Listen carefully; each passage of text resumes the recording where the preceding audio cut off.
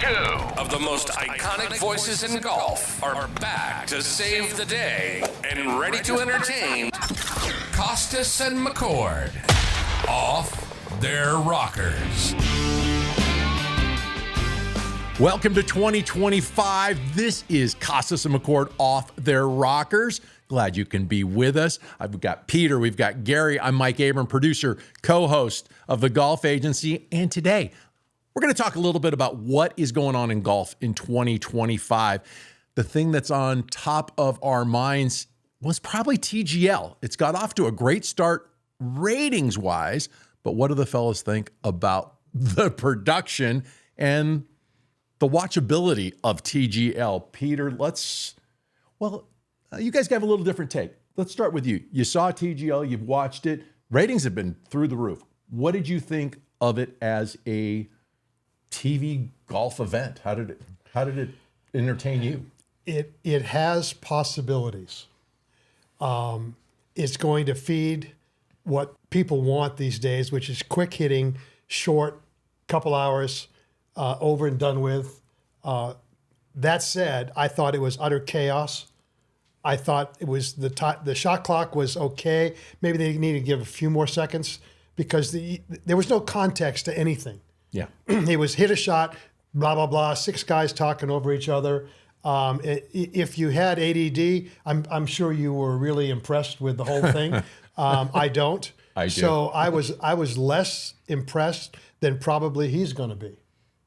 So a little bit of a point counterpoint here. Yeah, I mean, it's got possibilities. And to be fair, it's their first telecast. I'm sure they'll clean some things up. But it was just, there was no context to the holes. They were really wild looking.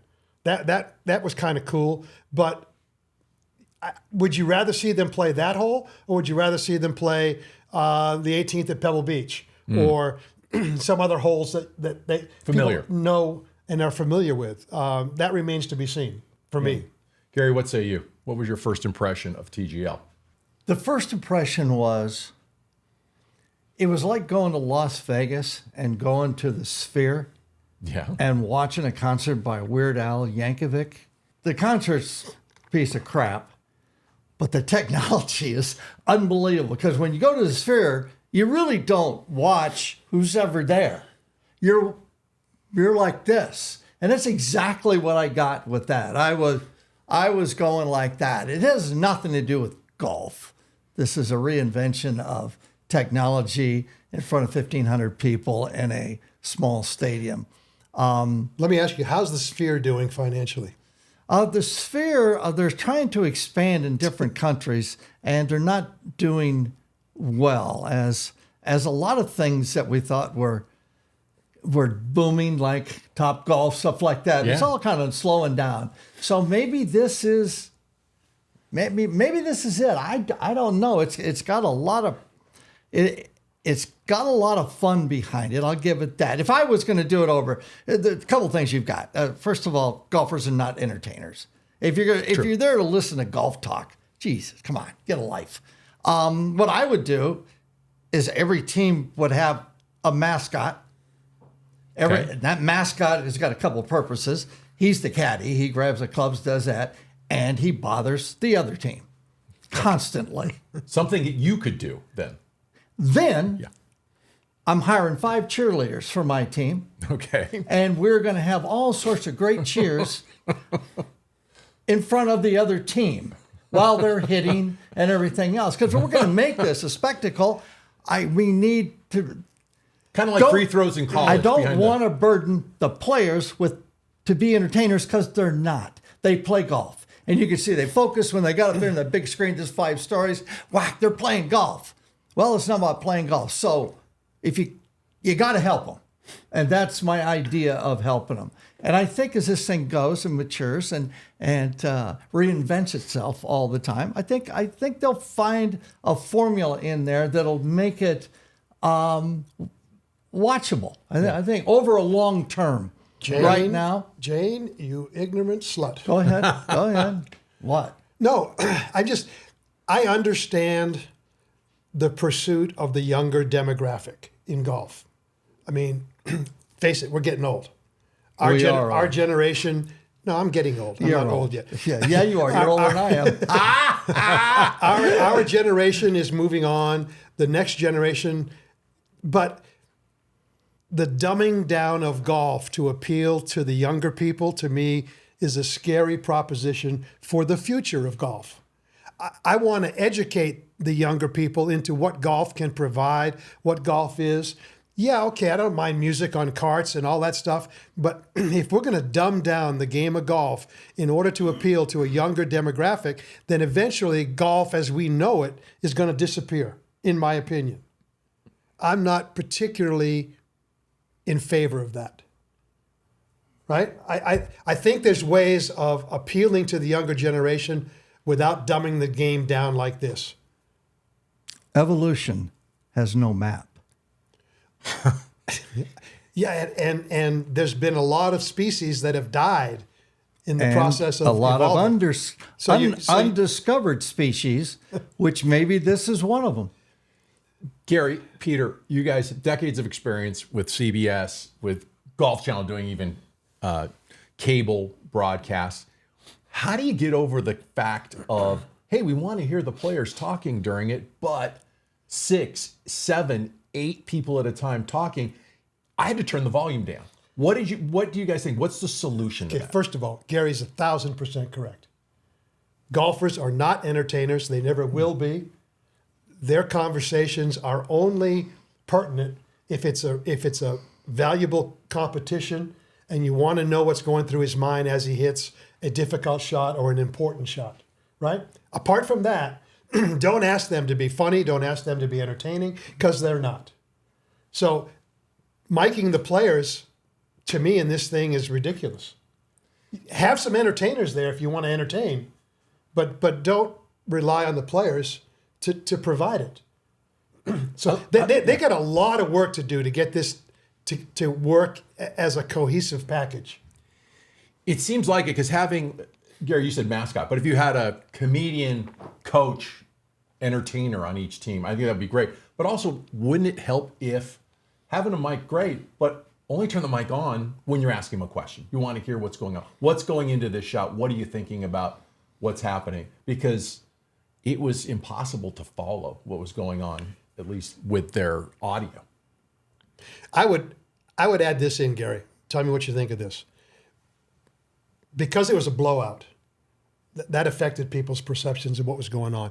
I would, if you're going to make this entertaining and make it a game, have 6 holes of golf like that.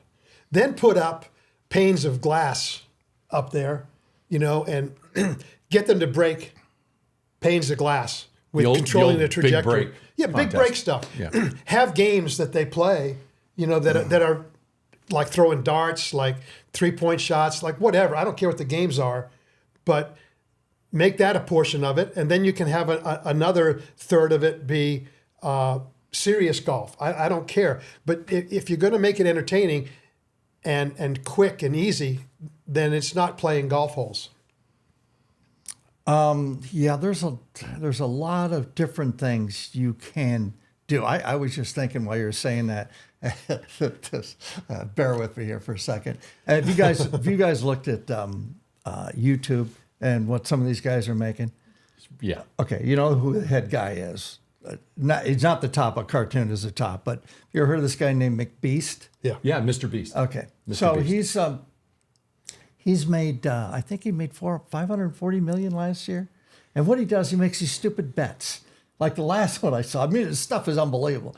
There's 2 pilots, and he put them in a private jet, and he said, if you can live in there for 6 months, you get the airplane. And it showed him living in this air, and he makes these ridiculous bets. I think it would be fun to get him on the center stage, and then he gets these 3 guys up, those holes with the plateaus out there in there are escarpments out there in Utah in the canyons, and you got to hit it to that, and bets these guys whatever, because that brings the whole basis of this thing should be, and probably will end up being, gambling, because that's how you get people involved, emotionally, physically, and economically.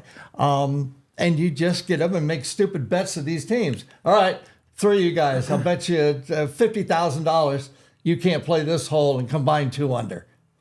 And then now you got a rooting interest, you got this and that. I mean, just thinking of stuff. But there's a lot of things you can incorporate to put golf in a position of not playing golf, because you're playing indoors in an arena. And I'm gonna take you one here. What's the revenue stream on this, and how does this work long time as a business? No. I've sat there and looked at this. Let's go over this. It costs $50 million to build that thing, okay? Yeah, and it wow. only houses 1,500 people. Now, if I am an owner of a franchise football, baseball, basketball, I own the stadium. I rent that stadium out to whoever, lease it out to when I'm not there doing this. So they've got a long time. That thing's sitting there doing nothing with no revenue streams. There's $21 million worth of prizes. Okay, that's $71 million. You got these teams in there. Where's the revenue stream? And You can't even rent it out because there's only one hitting bay. And there's one hitting bay. You could move that stuff, but it only holds 1,500 people. Yeah. So it's not a venue you can put unless you've got a big private party. I understand the merchandising, but you can do that online. I'm looking as a business entity and how in the world that works without an ingestion of capital constantly going in and really nothing. You've signed a deal with ESPN. I'm guessing that was a time buy. I don't know. Time buy meaning that you're ESPN and I'm them. I'm going to give you $100,000 and you put it on your air. You don't have to advertise it, no nothing. Okay, and then you do it. You're not taking part with me in selling this thing. Right. That's what I'm thinking it is. I don't know that for sure.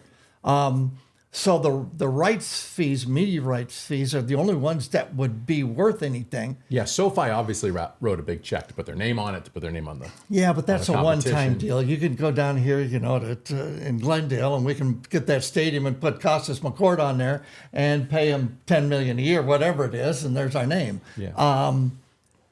So it's not that TV much. ratings are ultimately going to be the deciding factor whether this is successful or not. Now, the first week, everybody tuned in, or a lot of people tuned in to see what it was going to be, right? That's obvious. In my opinion, they did a really good thing holding Tiger and Rory out.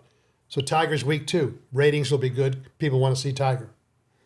Rory, possibly entertaining week 3. After week 3, my prediction is the ratings are going to tank because people are going to get bored with the format, and you're not going to get Tiger every week.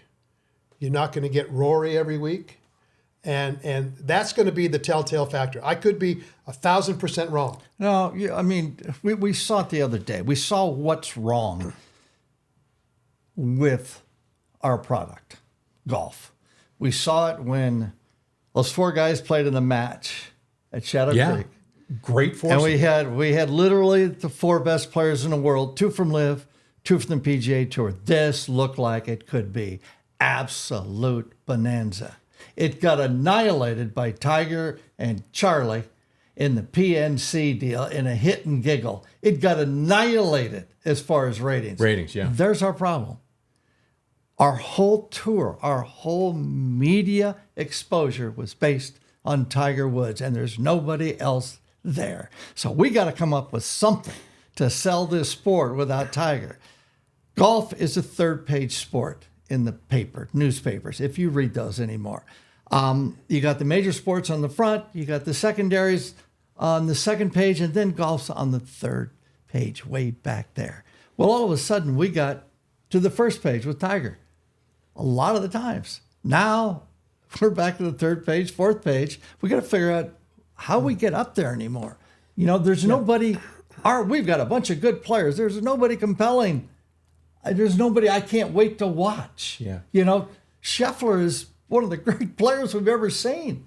But it's Scotty. He's just a nice guy, and he doesn't stir a lot of air around him. And in the absence of that person, whoever that may be in the future, they're trying to fill that gap with trickery, with playing Shadow Creek at night. Yep. You know what? Golf is dumbest a thing I ever saw. daytime sport. Right. If you want to run it in prime time, go to Hawaii, Yeah. play in Hawaii, and transmit it back to the East Coast in prime time, but it's daylight. Yeah. That stuff doesn't work long term. Yeah. It just doesn't. We love when the majors are on the West Coast and they're prime time back east. Yeah. They get great ratings. You know, I was going to ask you, the Tiger and the founders of TGL said, hey, they've been accused saying, hey, you ripped off a lot of what Liv does, trying to build these teams, trying to do this type of competition. What do you guys think there? Tiger and the guys who started TGL said, no, we had this idea before Liv. But when the Ryder Cup start? When did that start? Yeah. 1902, I don't know, 18 something. That's when it first started. But Peter, we're talking about gambling, and I know one of your favorite games is Hammer. They did bring that in. Sponsored, by the way. Sponsored by. Yeah. Yeah, I got laugh when it said, and the hammer. Brought to you by AT&T. Yeah. What? Hammer's not sponsored. You hit him over the head with it. So what do you think? Okay, we talked about production quality, and hopefully they can figure something out to make that better. But with this gambling aspect, is this something that maybe seeps its way into regular PGA Tour events as far as this team format? I mean, Netflix is doing a documentary on building of the Boston Common golf team, which Rory's a part of. Where is this? It seems like there's a heck of a lot of investment with not knowing very much going on right now. Well, I mean, I think it's like anything else. They're trying to create franchises. Sports, live sports is what you want for your television. Mm-hmm. I happened to play in a tournament last week in Palm Springs, and I sat down with a guy from Amazon who sells all their media rights, and we got talking. We sat down, sit, let's talk. So I said, okay, you got football. He says, we need sports. We need sports to market the other stuff, advertise the other stuff. And he said, everybody's going after it. So the world in media is trying to create franchises any way they can in sports and get competitive, build equity in those.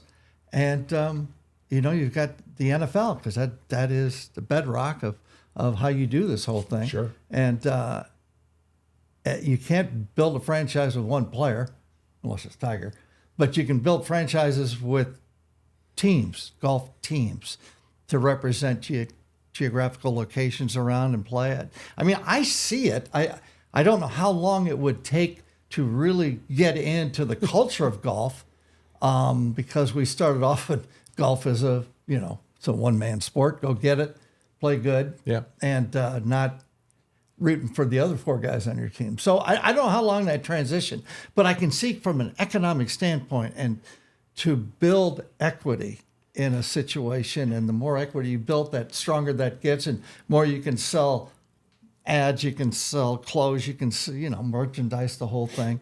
I can see that. I can see that long term in the future, and I see where it's going. Peter, do you think there were a lot of people in San Francisco who tuned in to watch the Bay Area team compete last week? No, not now. But give me 20 years. We haven't got 20 years. They don't have enough money. By the way, they don't have enough money for 20 years. Peter, if you're going to invest right now, if you said, I've got to invest in a franchise, in a team, do you put your money in a TGL team, or do you put it in a Liv team at this point, not knowing what's going on with either kind of? If those are my only two choices, I would probably put it in a Liv team, because they've evolved a little bit more. I don't particularly like either one of them as an investment. Yeah, to be clear. Yeah. And I just think that it gets back to the chaos and the confusion in professional golf worldwide. That they've got to get this organized. We're still here 2 years later with nothing. Gary, we hear the rant recently from John Rahm. Everybody's talking about world golf ranking points. It still hasn't been worked out.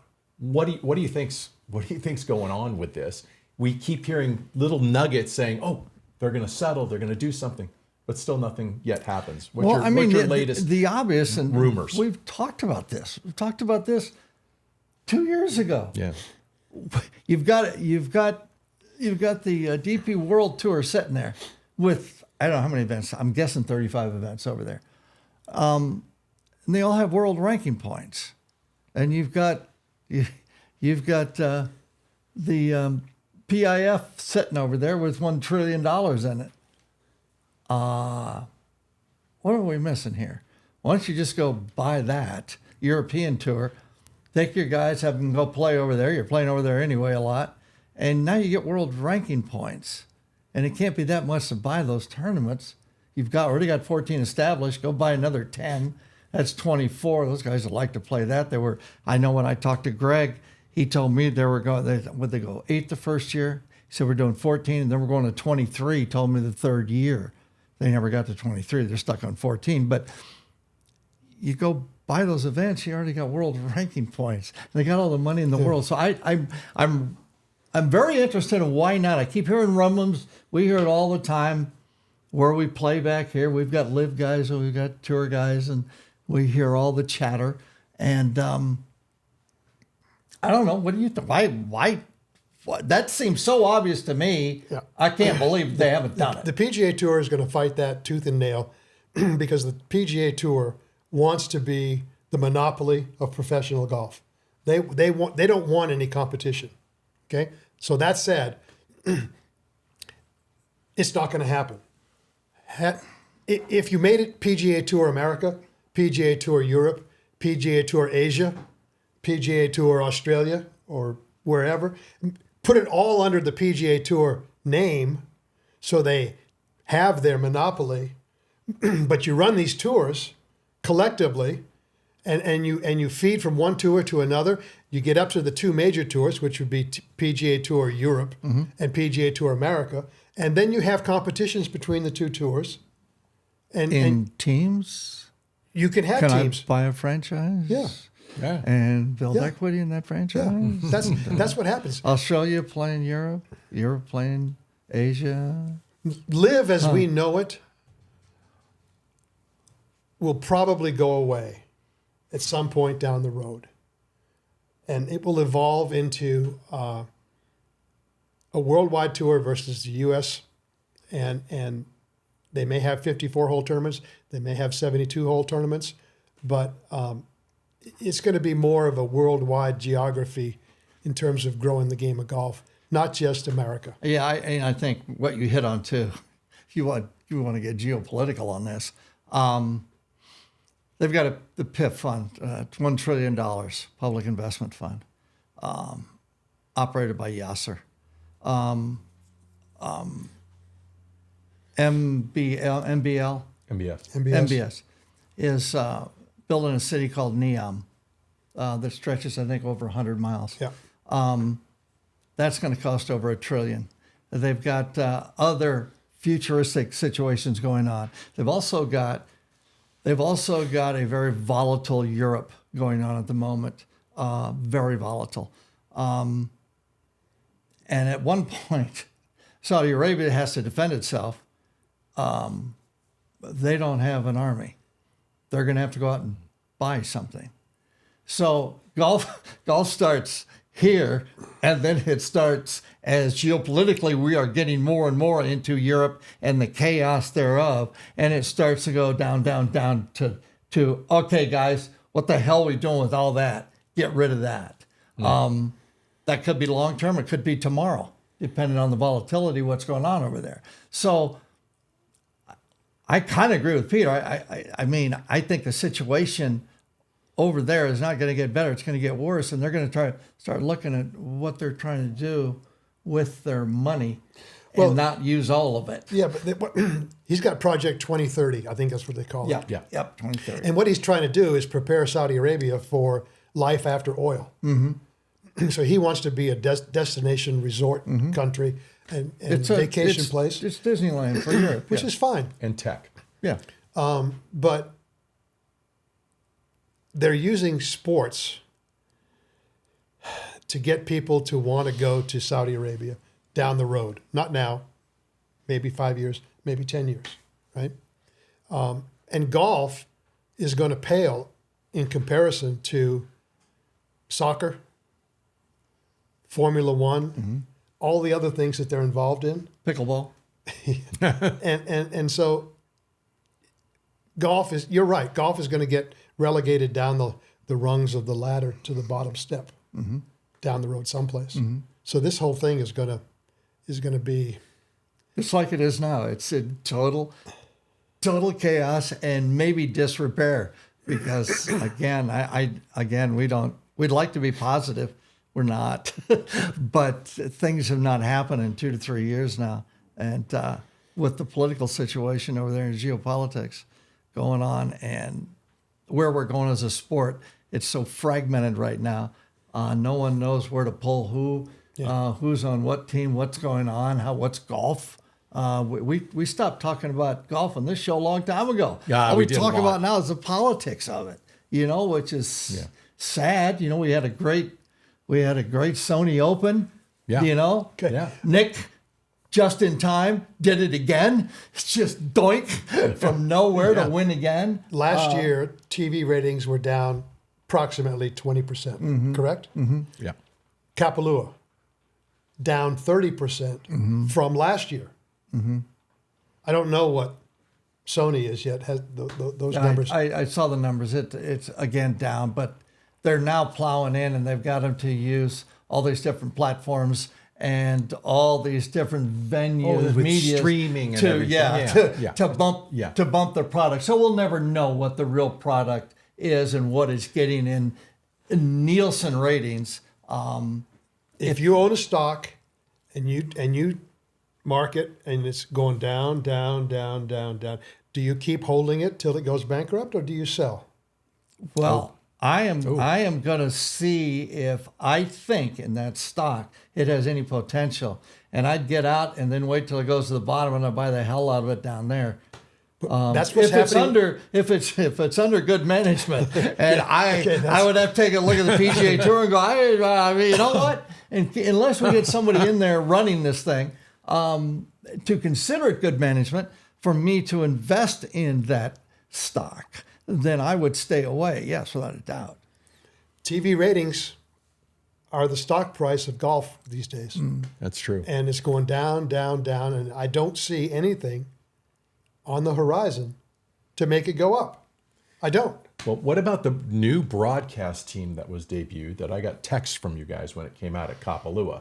I want your guys' opinion because we haven't done it for the show yet. The new broadcast team of Andy North and Fat Perez. What was your guys' take on those two? I saw a picture of that. Yeah. I didn't read the picture. I just saw Fat Perez and Andy North, and I thought, yeah.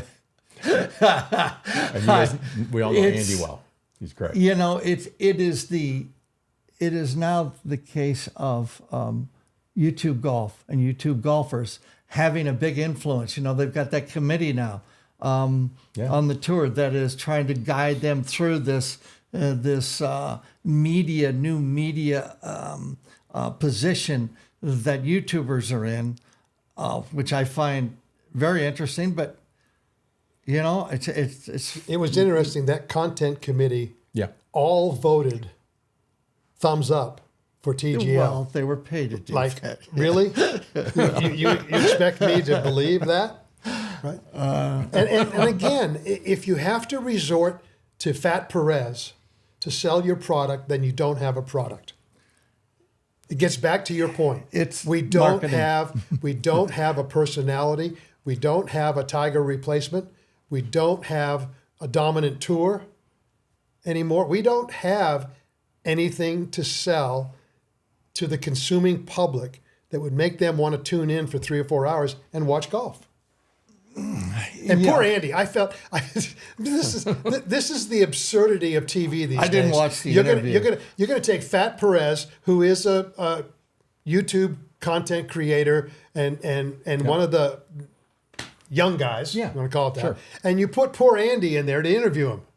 Now Andy's not one of the young guys. No. If you're gonna do that, at least get another YouTube content creator so they can talk the same language. Poor Andy's throwing that curveball at the 11th hour, most likely, and he's sitting there going, "Who the hell's Fat Perez?" Maybe they like conflict. Maybe they like conflict. I know we like conflict here on Kostis and McCord Off Their Rockers. We have dozens and dozens of other episodes. You can check it out on our YouTube channel. But today, don't go away, because Peter's got a great Coach Kostis tip that's going to really help your game. Thanks for watching. Remember, like, subscribe, and hit the notification button below so you never miss a new episode of Kostis and McCord Off Their Rockers. We'll be right back.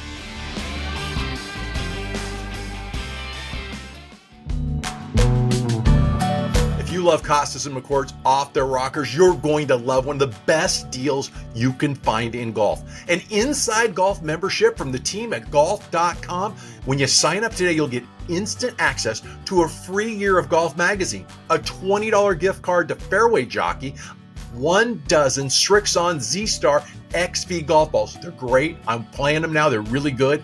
And many, many more discounts on Golf Logics, True Spec, and Fairway Jockey products that will take your game to the next level. As an Inside Golf member, you'll have exclusive access to one-of-a-kind golf experiences like the one Gary, Peter, and I attended right before the U.S. Open at Pinehurst. Participants got to meet Peter, Gary, hang out, have dinner, have a drink, and a very special fireside chat at Donald Ross's historic cottage. If you want in on all these incredible offers and special access, sign up for Inside Golf today for the low, low price of just $39.99. Visit golf.com/subscription or click that link below for more information. Visit our website, KostisMcCord.com. Subscribe to our YouTube channel or podcast, and follow us on social media at Kostis McCord Off Their Rockers. Hello, friends. It's Jim Nance of CBS Sports, and I urge you to like and subscribe my brothers, Kostis and McCord, Off Their Rockers right now. You'll enjoy it. Now it's time for Coach Kostis. Peter gives us some great tips to help our games. Are you plagued with always coming up short on your putts? Or maybe you're the opposite. You're always whacking it by the hole. Your green reading could be the culprit, not your stroke. Watch this demonstration. If you're always coming up short, I'm going to play about 2.5 feet of break. Right? And I came up short because I needed to hit it softly to have that much break to have it go to the hole. So what do I want you to do? I want you to cut your read in half. So instead of having 2 or 2.5 feet of break, let's just put a foot of break on this one.